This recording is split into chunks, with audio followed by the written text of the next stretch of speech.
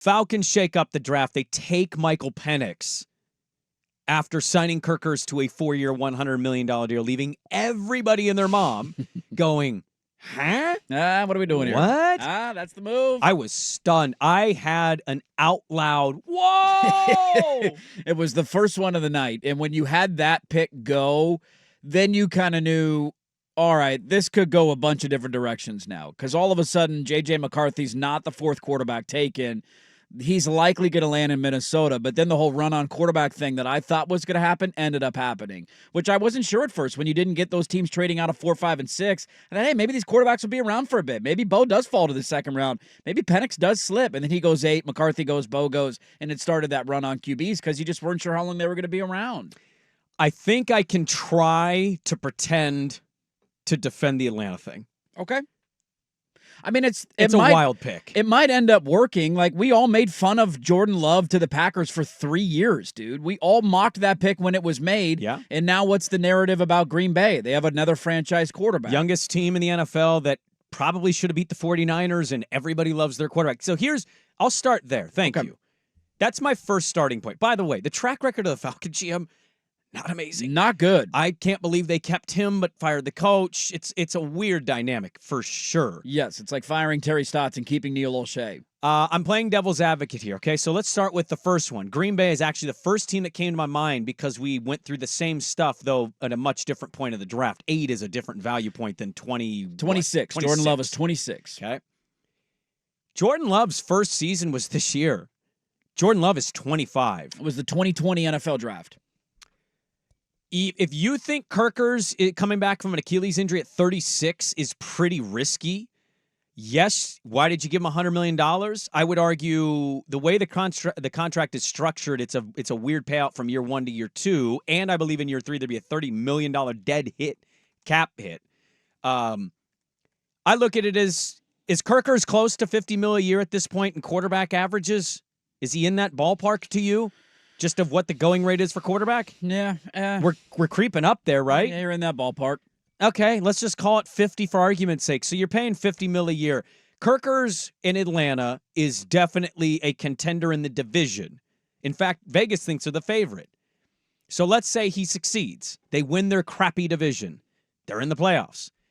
I think every organization wants to be in the playoffs more so than not be in the playoffs. You get in, see what happens. Okay, so you've taken a playoff step with a veteran quarterback, but he's 36. He's going to be 37 next year. He's coming off an Achilles, and we all think this is just going to age gracefully. History says it doesn't.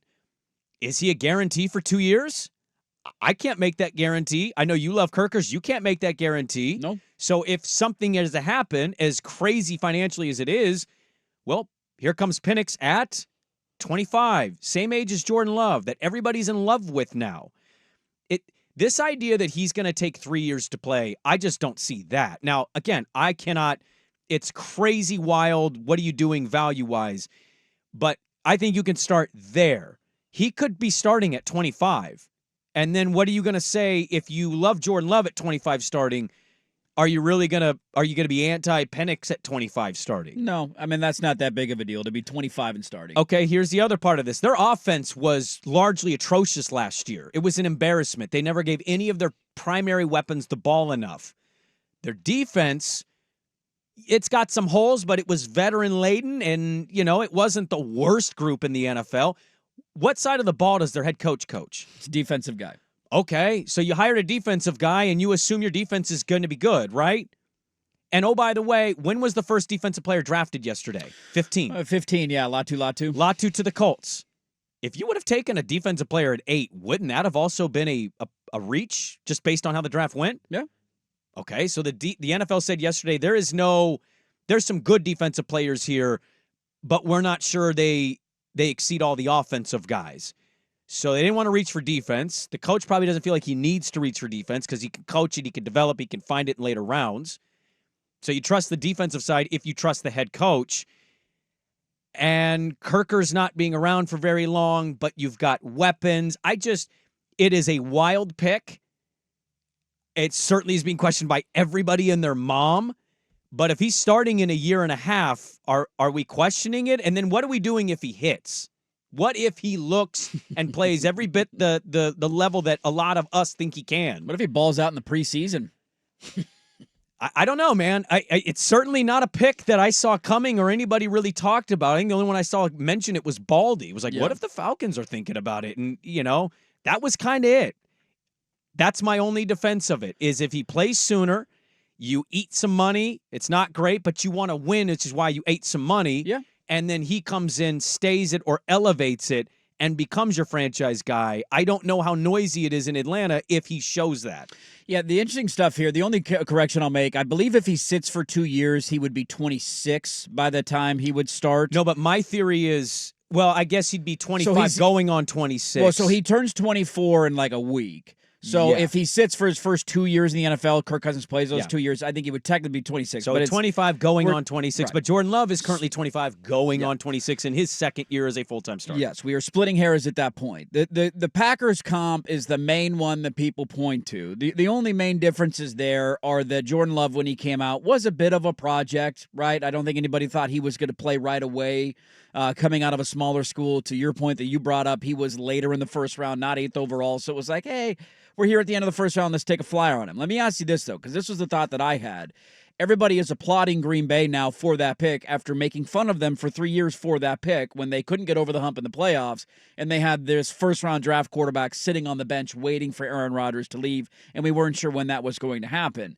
If they had not drafted him, there's a handful of other players that are around there that ended up being really, like Patrick Queen was 2 picks later. T. Higgins was a couple of picks later. That was the run on receivers that year. Michael Pittman Jr. was a couple of years later. Justin Jefferson was a couple of picks before him. But that was the year that like CeeDee Lamb and Jefferson had fallen. Yes. Brandon Ayuk was the pick before Jordan Love, so maybe you could have moved up one spot more and gotten that wide receiver.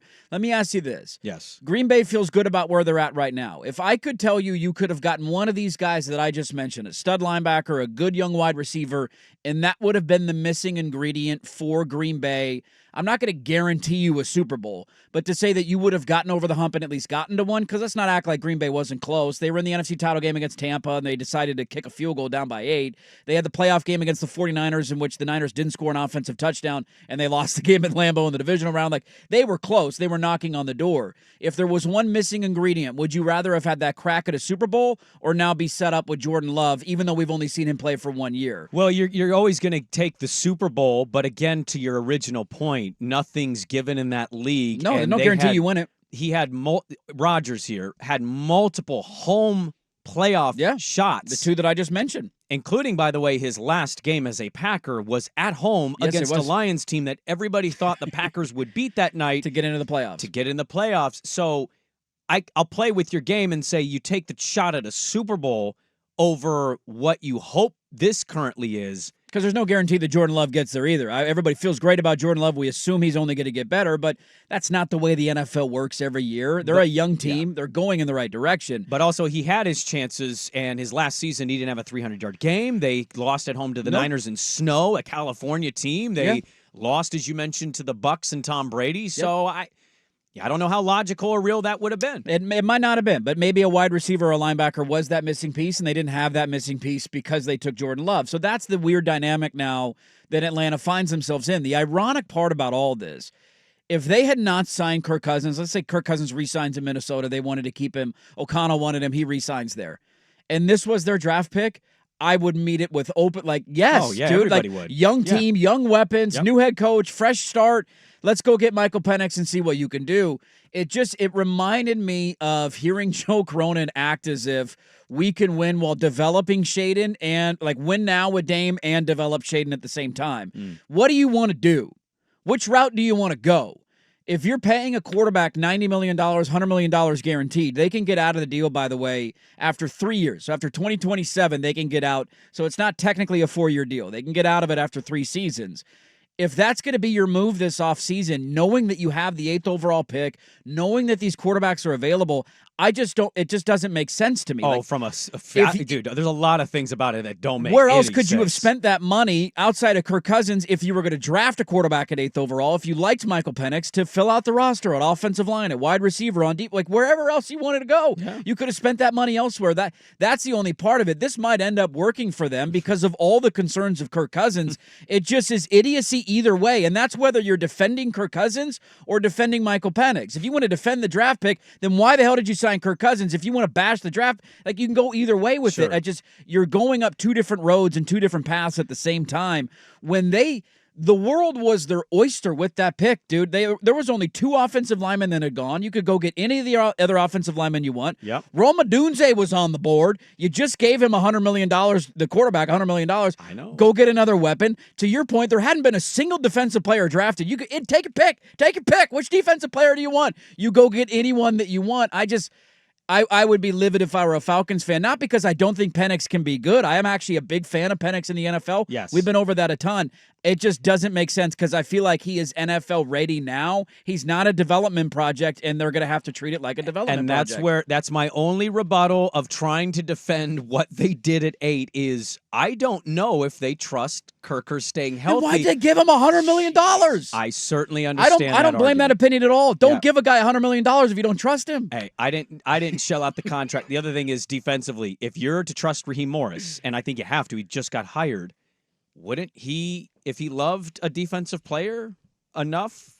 This is what I say, though. Like, I just don't know who is in control of all these drafts. I just don't know, man. I told Schultz I think this is a Raheem Morris pick. I could be way wrong. It could be Fontenot who, he's talked before the draft and last night he said basically, we don't think we'll be in a position to draft a quarterback going forward. Yeah, we think we're going to be too good. We're going to draft at the end of the first round. So we want Kirkers now and then think about the future. They haven't made the playoffs since 2017, which is a wild thing to say out loud. No. But if your coach is so defensive heavy, why would he have not taken a guy that he loves? If he loves somebody defensively, I think you allow him to make that pick. I'm almost wondering if Raheem Morris fell in love with Michael Penix having interviewed him. To Dirt's point, I remember when the Blazers were going through the Dame negotiations, trying to find a trade partner, Miami not happening, and then Milwaukee.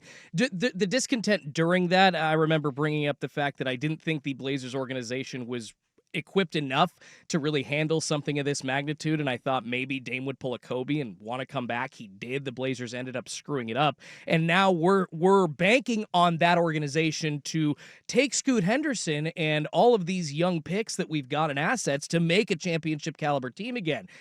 They bungled the Damian Lillard thing. How do you expect Portland to do that? And I see Atlanta in the same scenario here. Whether or not you want to defend either move, the point is seeds of discontent were sown so quickly last night with Kirk Cousins, not a month or two after you signed him. And if Raheem Morris, I read the quote, we called him while the clock was going. On the clock, and just with the nature that of was when they told him, selection, by the way. That is bullshit, and you know it, Raheem. If you're going in looking at that guy, you say before the draft, you don't have to give him a call while the pick's getting made. You say, hey, you know what? This is our philosophy today. And it's obvious they didn't tell anyone about that because Fontenot's having to explain himself to owner Arthur Blank. There's really no actual reasoning that the general public, fans, Atlanta Falcons ownership understands as to why this pick was made. So I compare them to the Blazers, and you can say, hey, this might be the best pick, but can these dudes making this pick actually handle this organization correctly? I say nay. I want to be fair, too. The internet did clip Arthur Blank and Fontenot in a conversation without any audible, and they said it looks like he's explaining himself. When they drafted Penix, Arthur Blank hugged him. So that clip didn't go as viral as the other clip because the other clip adds to the controversy and questioning of the decision to it. All of these are valid points. It is. I mean, who the hell knows how it's going to look? I know, but Kirk Cousins might look like a 47-year-old dude who can't move. But then you guaranteed $100 million to a backup quarterback. And you're still stupid, but at least you have a succession plan, and maybe Penix is good, right? That's like, nobody knows how this is going to work out. That's the other little, if I'm to play the other side of this, that's the only other little thing I'd add to it. I'm sorry. I understand there's a salary cap. I understand the dead cap money. I feel like teams every year are just telling us none of this matters. We find ways out. Like, they can get out after 2, pay him $100 million, tell Kirkers, thank you, good luck, go get your next $100 million deal from some team that you'll never win a playoff game with. And then it will be a $30 million dead cap hit if he's not there in year 3. But if you have Penix and you like Michael Penix, just sum it up of saying, we're paying $30 million for a quarterback who's really productive. Again, not something I would have done. And it's easy for me as a non-Falcon, non-Atlanta radio host to sit here and try to play the other side of this. But I was listening to the fans last night on 92.9 The Game in Atlanta. There were far more, I love this dude.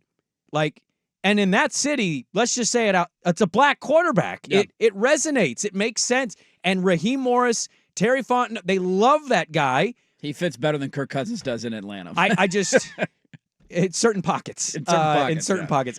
But if it hits, you won't get a lot of whoa, I was way wrong. No. But if it doesn't, I mean, certainly. And the other part of this, and we'll get to this, I think that pick kind of covered up what Denver did because Denver has almost no draft assets. They need they have a lot of holes to plug to rebuild this thing properly. And they went with a quarterback that also had a late first, early second round grade at 12. At 12. I thought they would trade back and take him if they did, or just trade out and get a lot of stuff. But they went Bo Nix. So the Penix move almost covers up the Broncos reaching for Nix at 12, which to the Penix point might not matter if Bo Nix is Patrick Mahomes. It could be. You never know. I thought the Atlanta thing stole the spotlight away from a pick that I hated for the Giants. We talked about that earlier. We don't need to get into it again. Bo going 12th overall and the Bills doing what they did in the trade market. The Atlanta pick was so controversial and so out of left field that it just sucked the life out of all other controversies from the night, and we're all left debating what the hell are the Falcons doing. Belichick on McAfee's stream had a really interesting, because that was the team that was supposed to hire him, that Kraft told him no, and people made that joke of are we sure we don't want to hand the reins to Bill Belichick? I want to give him a lot of credit, dude. It is easy to take the high road publicly, but there's a lot of people, especially now in America, that don't. He took the high road on New England. He took the high road on the Atlanta thing, and he just gave honest analysis of what he thought of players. I know feeling certain different ways about both those organizations. Last thing I'll bring up on this, I know we're way long here. I saw a lot of it last night criticizing the Penix pick and the Bo pick for that point, and maybe McCarthy a little bit too, of saying well, do these teams realize they would have been there at the end of the first round? It's what are we talking? There's no guarantee first off that would have happened. The Raiders wanted a quarterback. The Giants could have moved somewhere and gotten a quarterback. There were other teams in those late 20s picks or early 20 picks that could have moved up, could have taken a quarterback. They were this notion that they would have been there, guaranteed, lock it. You could have got them with a second round pick. That's just not a fact, man. Teams are desperate for quarterbacks. And if the Falcons didn't take Penix, the Vikings very well could have. If the Denver Broncos didn't take Bo Nix, maybe somebody else takes him at 17 or 18. You have no clue what other teams are going to do. James Palmer on Twitter at James Palmer TV. He reported the Seahawks, the Saints, and the Raiders. Yes, we're all trying to get Penix. All tried to get into the top 10 for Michael Penix. And he just tweeted 20 minutes ago, Falcons interviewed Penix at the Combine and his pro day. Atlanta also went to Washington to have a private workout on a windy 40-degree day. He had one of the better throwing sessions some there had ever seen on the flight back. Everyone in the organization fell in love with him. That's where you need to communicate it with Kirk Cousins at that point. Yeah, you don't call him when you're on the clock. You just gave him $100 million. Show the guy a little bit of respect. Just an absolutely wild thing to do at number 8, given what you just did financially and where you're going right now. So just craziness ensuing in Atlanta.